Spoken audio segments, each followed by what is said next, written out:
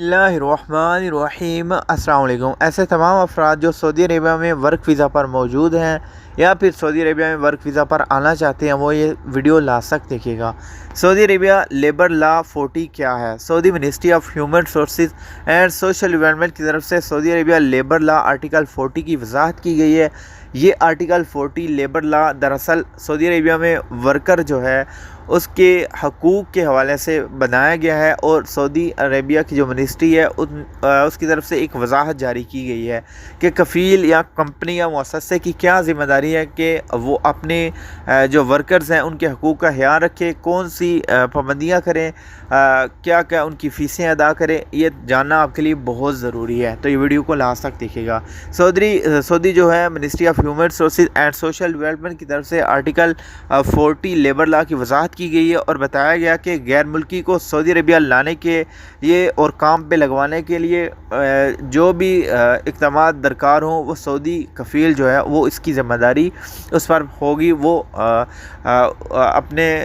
वो इक़दामात करेगा। दूसरा बताया गया कि इकामा और वर्क परमिट की जो फ़ीस है वो सऊदी कफ़ील अदा करेगा, ये वर्कर के हकूक़ हैं।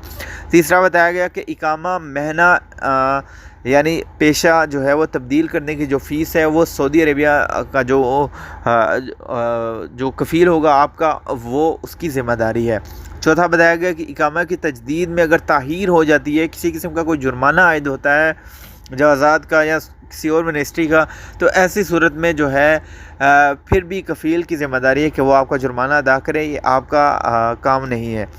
पाँचवा बताया गया कि एग्ज़िट रीएंट्री की फ़ीस जो है वो आपका कफ़ील अदा करेगा। यानी अगर आप लोग छुट्टी जाना चाहते हैं माहिदे के मुताबिक, जब आपको माहिदा पूरा हो जाता है एग्रीमेंट, तो उसके बाद अगर छुट्टी जाना चाहते हैं तो उसकी जो एग्ज़िट रीएंट्री की फ़ीस है वो आपका कफ़ील जो है वो अदा करेगा। नेक्स्ट बताया गया है कि कॉन्ट्रैक्ट के मुताबिक अगर वर्कर जो है अपने आबाई मुल्क वापस जाना चाहता है तो उसके तमाम तर जो अखराजात हैं वो सऊदी कफ़ील या उसकी कंपनी या उसका मुअस्ससा अदा करेगा, वो इसका ज़िम्मेदार है। एक और बताया गया यहाँ बहुत ही ख़ास शर्त है कि वर्कर की अगर वफ़ात हो जाती है तो ऐसी सूरत में ख़ानदान की रज़ामंदी से वो सऊदी अरेबिया में उसकी तदफीन करवाई जाएगी, अदरवाइज़ उसके जो है मैयत जो है वो ट्रांसफ़र की जाएगी। लेकिन अगर तदफीन सऊदी अरेबिया में भी करवाई जाती है तो उस वर्कर का जो कफ़ील है या कंपनी है वो उसके तमाम तर अखराजात जो है वो अदा करेगा, उसका वो ज़िम्मेदार होगा। लेकिन अगर उनके जो ख़ानदान है, उनकी फ़ैमिली मेम्बर्स जो है उनकी रज़ामंदी नहीं है, वो कहते हैं कि हमारी इस वर्कर की मैयत जो वो ट्रांसफ़र की जाए, तो ऐसी सूरत में भी ट्रांसफ़र के तमाम तर अखराजात जो है उसकी कंपनी या कफ़ील जो है वो अदा करेगा। उसकी कंपनी या कफ़ील जो है उस पर ये अखराजात जो है वो अदा करने का पाबंद होगा। इसके अलावा अगर आप जो है नकल कफ़ाला लेते हैं, कॉन्ट्रैक्ट आपका ख़त्म होता है, किसी दूसरे कफ़ील के पास नकल कफ़ाला लेते हैं, ट्रांसफ़र लेते हैं, तो ऐसी सूरत में आपका जो नया कफ़ील होगा उसकी ज़िम्मेदारी है कि